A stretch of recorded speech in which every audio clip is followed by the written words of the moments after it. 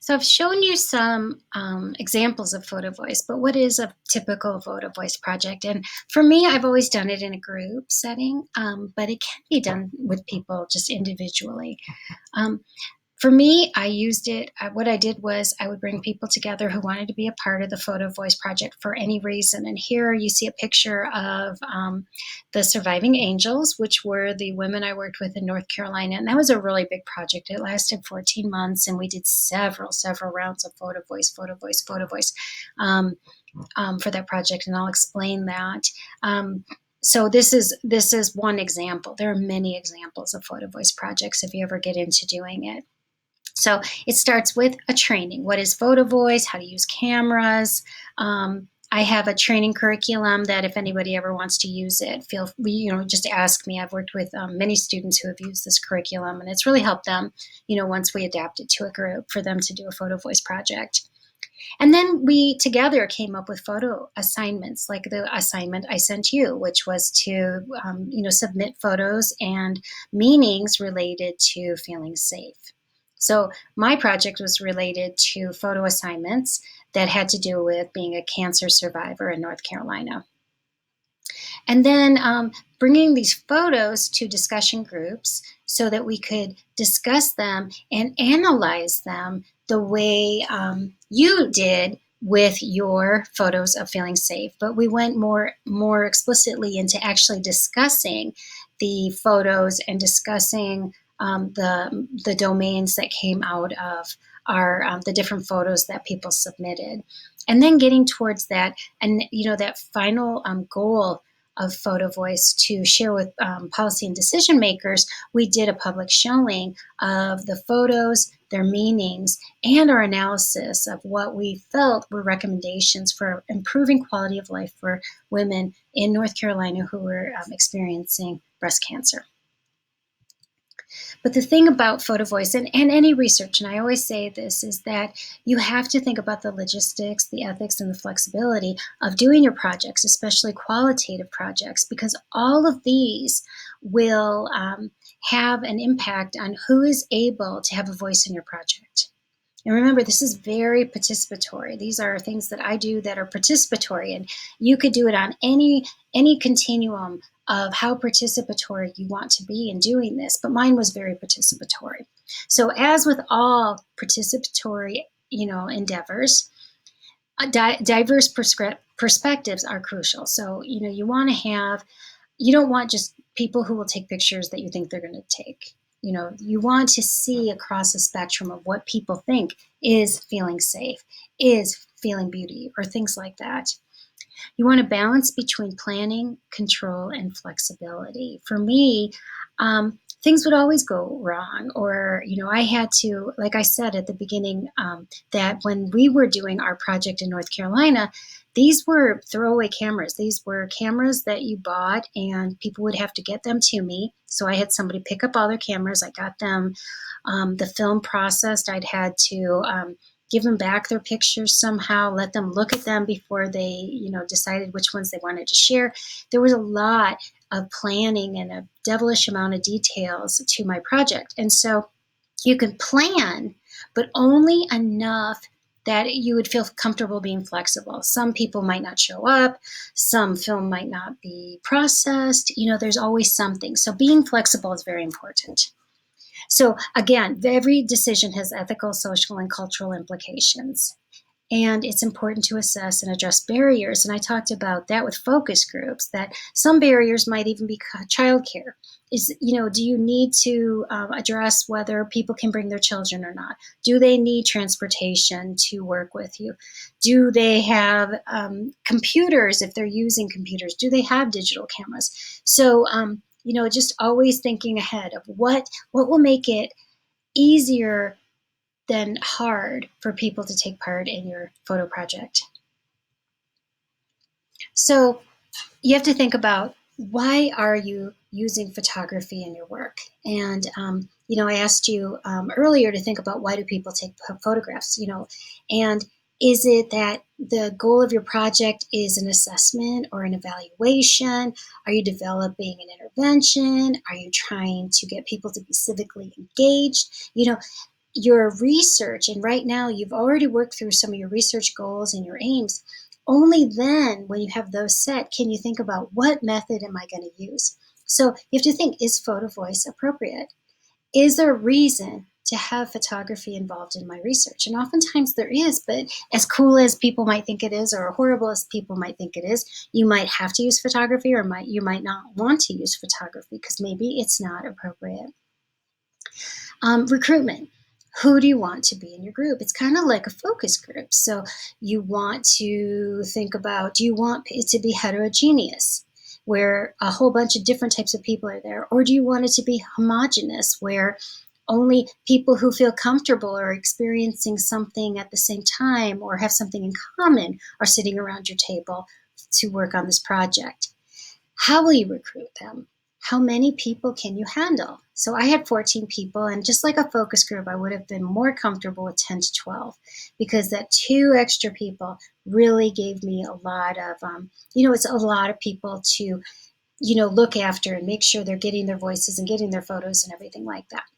So recruitment and thinking about these questions is important as well. Training.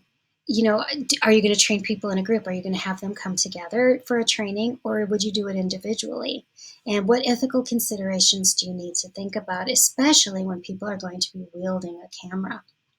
So in my work, I did this group training for the North Carolina women. But in another project where we were doing photo voice with women who were on government assistance but required to be looking for jobs, we couldn't get them together as a group many times. So we did individual trainings with them. And we also thought about ethical considerations of, based on the world today, where is it safe or not safe, or legal or not legal to take pictures? Now, when I was working in North Carolina, some women wanted to take pictures of a plant, like a factory where they had been working, because they felt that maybe their breast cancer had been caused by being in that factory.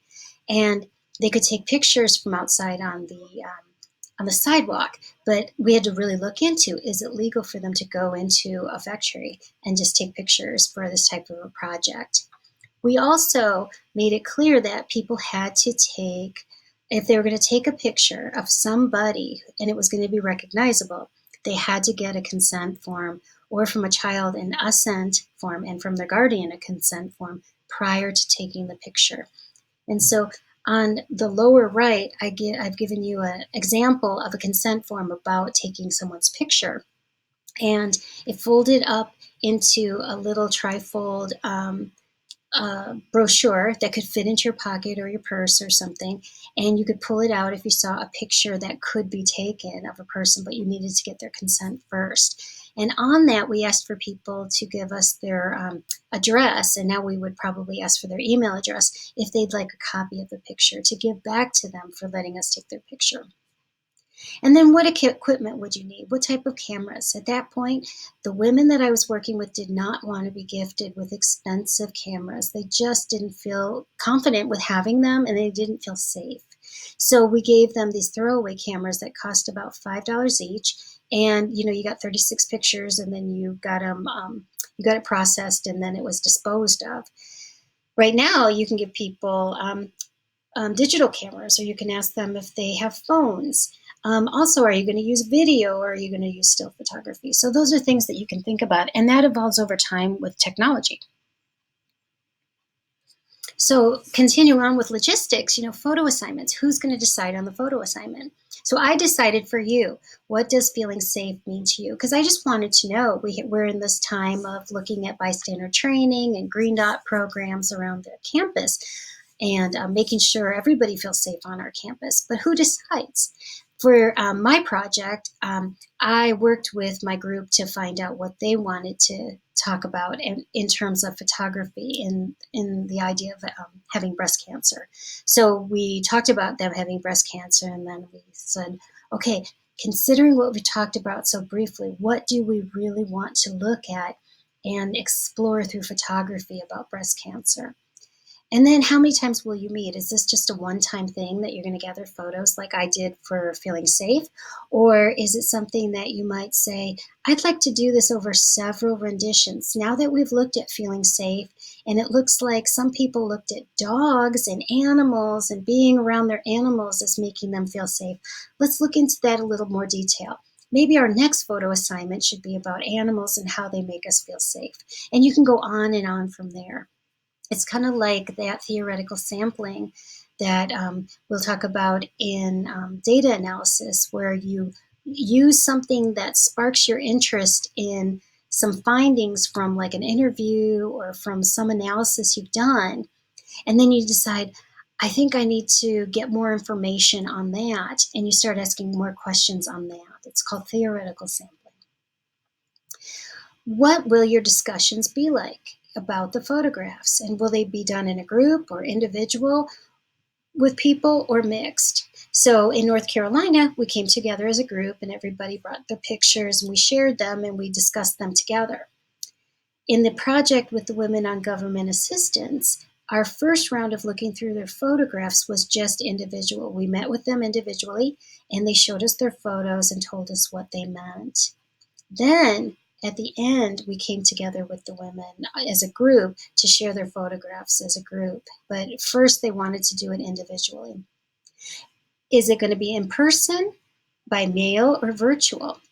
Now, Caroline Wong, who codified Photo Voice, actually did a project, a Photo Voice project with women living with physical disabilities. And so she did it all through the mail.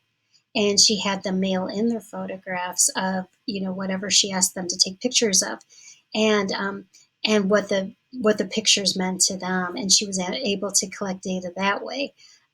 She didn't like doing that as much as talking to people in person, but it's just like doing interviews. Maybe you send the questions and they email back. You know, everything has its pros and its cons. So it could be written or oral, in person, virtual. You can do it in groups or individuals. Photo discussions can be in so many different ways.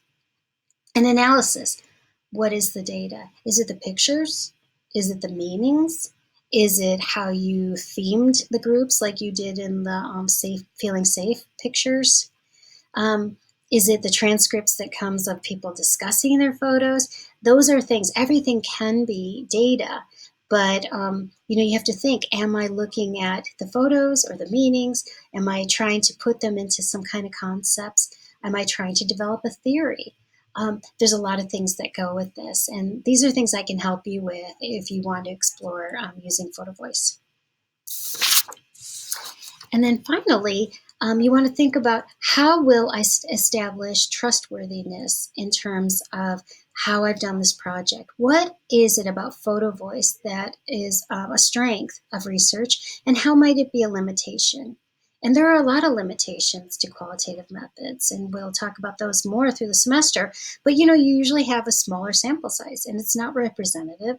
And you don't know if people take pictures, would have taken a different picture a different day. There's no way to establish that. So you're trying to establish trustworthiness. How will you share your findings? You know, it depends on your objectives and how you're going to do it. If you want to reach that that third goal of Photo Voice, how are you going to do that? And here's a picture of a very easy way that we were able to talk about the project and share what we learned about the Women on Government Assistance by just doing a gallery showing at a public library and leaving notebooks for people to leave notes and comments about what they learned about these women. And then thinking about, is there sustainability to this? Are you building a partnership with these? Are you trying to create change, or is it just a one-time event? These are all things that you can think about. So I'm going to stop here and then we'll continue.